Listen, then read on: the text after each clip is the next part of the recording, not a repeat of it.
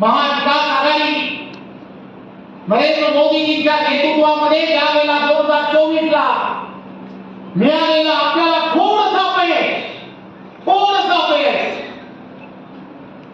आणि या थोड्याशा अपयशामुळे असं वाटायला काही लोकांना लागलं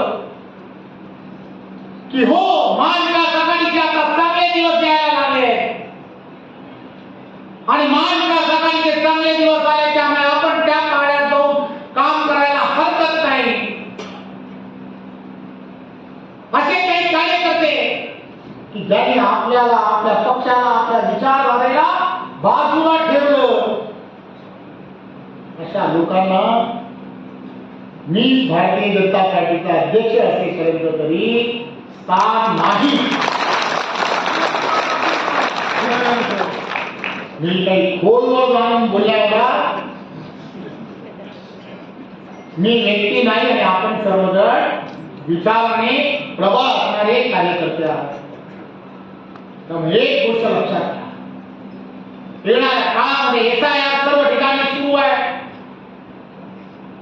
प्रत्येक विधानसभेमध्ये आपल्याला आपल्या बूथवरती BLF2 ची निर्मिती ही फार गरजेची आहे। काही चुकीचं होणार नाही त्याची चिंता आपल्याला करायला हवी। आपला मतदार जो आहे, आपला सर्वच मतदार हा वाट पाहतोय, त्या गावागावामध्ये वाट पाहतोय की कोणीतरी माझ्या बूथवरती भाजपाचा विचार घेऊन येणारा एक कार्यकर्ता येईल आणि तो मला विचारेल की तू किती वर्षापासून भाजपा बरोबर काम करतोय। भाजपा बरोबर काम करणारे असे असंख्य कार्यकर्ते मतदार आहेत की जे गावागावामध्ये पार्टीचा विचार हा पुढे नेताना तुम्हाला आम्हाला सर्वांना दिसत आहे। वारंवार पत्र व्यवहार करून त्या गावामध्ये असणारा छोटासा रस्ता हा कसा होईल याची चिंता करतात। गावामध्ये असणारी पाण्याची योजना सक्षम कशी होईल याचा विचार करतात और यासाठी तर देशाचे पंतप्रधान नरेंद्र मोदीजी असाच विचार करतात की त्या माझ्या गावातील असणाऱ्या प्रत्येक माता भगिनीच्या घरामध्ये स्वच्छ पाणी ही व्यवस्था झाली पाहिजे याचा विचार देशाचे पंतप्रधान का करतायत। कारण माझा हा गावातील असणारा छोटा कार्यकर्ता गेली अनेक वर्ष या गोष्टीची प्रतीक्षा करतोय की कधीतरी माझ्या देशाचा पंतप्रधान या सगळ्या गोष्टी पूर्णच्या पूर्ण देशातील असणाऱ्या ग्रामीण जनतेसाठी दे आणि तो विचार महाराष्ट्राचे लोकप्रिय मुख्यमंत्री देवेंद्र फडणवीस सिंचनाची असणारी प्रत्येक योजना ही यशस्वी झाली पाहिजे यासाठी सातत्याने प्रयत्न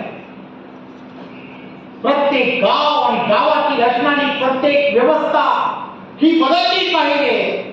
यासाठी काय करता येऊ शकतं हे रत्नागिरी शहर या रत्नागिरीची रोजगाराची निर्मिती करण्यासाठी सेमीकंडक्टर असेल किंवा अशा अनेक विषय सोपं नाही।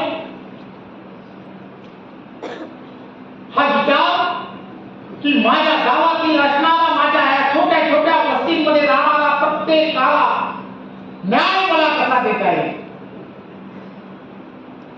24 तासापैकी 18 तास काम देशाचे प्रधानमंत्री आणि आदरणीय मुख्यमंत्री कशा पद्धतीने करताय हे आपण सर्वांनी लक्षात घेतलं।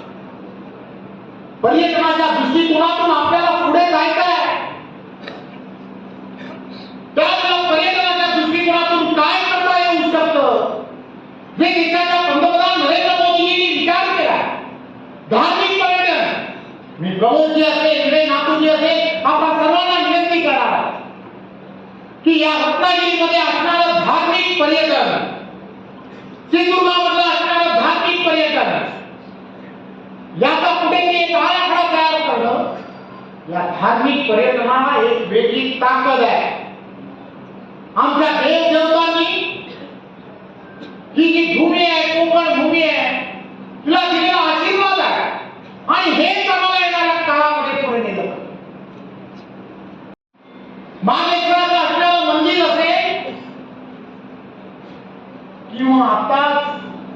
आम्ही सर्वजण ज्याची चर्चा करतो तसा असणार गणपतीची असणारी इथे असणारी असंख्य अशी मंदिरं असतील. या सर्वांना देशभरामध्ये आम्हाला पोचवता येऊ शकतं का? आणि पर्यटनाला एक वेगळी जर दिशा देता आली तर तुम्ही आम्ही सर्वजण एक गोष्ट लक्षात घ्या की एक वेगळा असा मी एकदा मॉरिशस मध्ये गेलो. मॉरिशसची असणारी अर्थव्यवस्था कशावरती डिपेंडेंट आहे? पर्यटनावरती. असे काही देश आहेत की ज्या देशांची असणारी पर्यटन आणि हे त्यांचं अर्थव्यवस्थेचं असणारं मूळ. अरे हे समृद्ध आपलं असणारं कोकण हिरवगार. आता योगेजी मी आम्ही दोघं जण वंदे भारत येत असताना जेव्हा पाहत होतो, योगेजी वारंवार सांगत होते, रवी बघ कसं छान वाटतंय. हो छान वाटतंय. हे सगळं तुम्हाला आम्हाला सर्वांना लोकांपर्यंत लिहिलं पाहिजे. चिंता आम्हालाच आहे, भारतीय जनता पार्टीच्याच कार्यकर्त्याला आहे. आणि म्हणून ते तुम्ही आम्ही सर्व लोकांपर्यंत लिहिलं पाहिजे. प्रशासनाला भाग पडलं पाहिजे की होय आम्हाला या दिशेला न्या. आणि हे तुम्ही आम्ही सर्वजण कधीपर्यंत करू शकतो याचा एक कृती आराखडा हा तयार करणं हे गरजेचं आहे. मी प्रमोदजींचं कौतुक करेन. भारतीय जनता पार्टीचा कार्यकर्ता कसा असतो, पद असो नसो त्याची चिंता नाही. पण इथे असणाऱ्या छत्रपती संभाजी महाराजांच्या असणाऱ्या इतिहासाला जाज्वलपणे महाराष्ट्राच्या कानाकोपऱ्यापर्यंत नेण्याचं काम जर कोणी केलं असेल तर ते कौतुक आहे. तिथे पैसे ते मिळवणारच आहे. क्रेडिट कोण घेईल मला चिंता नाही. परंतु श्री गणेशा कोणी केला तर तो भारतीय जनता पार्टीच्या आमदारांनी नाही. आमदार नव्हते ना, छोट्या कार्यकर्त्यांनी केलाय की ज्याच्याकडे एक पैशाचं पद नाही, उपेक्षित प्रमोद जठार यांनी केलं. मी हे यासाठी सांगतोय, पदाची चिंता न करणारा कार्यकर्ता हा आम्हाला येणाऱ्या काळामध्ये हे रत्नागिरीचं आज जी परिस्थिती आहे त्या राजकीय परिस्थितीला एक चांगलं भव्य असं रूप तुम्हाला आम्हाला सर्वांना द्यायचं असेल तर आम्हाला संघटनात्मक दृष्ट्या दोन जिल्हाध्यक्ष अतिशय मेहनतीने काम करतात. त्यांच्या बरोबरची टीम काम करते. सर्व मंडळ अध्यक्षही त्याच ताकदीने काम करतात. माझी विनंती आहे, उद्दिष्ट लक्षात ठेवा. आम्हाला काय मिळवायचं आहे. छोट्या छोट्या कार्यकर्त्यांनी छोटं छोटं उद्दिष्ट ठेवलं तर आपोआप प्रत्येकाचं उद्दिष्ट त्यापर्यंत पोहोचल्यानंतर एक भव्य असं रूप हे या रत्नागिरीमध्ये करा. आणि त्याची चिंता तुम्हाला आम्हाला सर्वांना येणाऱ्या काळात करायची. आजच्या या कार्यक्रमाच्या निमित्ताने खरं तर त्या व्यासपीठावरील सर्वांचं मी मनपूर्वक कौतुक करतो की त्यांनी सुद्धा वेगवेगळ्या क्षेत्रातील असणारे मातब्बर या सगळ्यांचा या ठिकाणी प्रवेश त्या कार्यक्रमाच्या निमित्ताने ठेवला आहे. त्या सर्व ज्या कार्यकर्त्यांनी विश्वासाने, थोडासा उशीर तर झालाच आहे बरोबर ना, थोडासा उशीर नाही, भरपूरच झाला, भरपूर झाला. बेटकर साहेब माझे चांगले मित्र आहेत, त्यांना रोज सांगायचो देखो राष्ट्रीय पार्टी है, हमसे जुड़ जाओ. देव होईल असं जसं म्हटलं जातं आज जोडले गेले.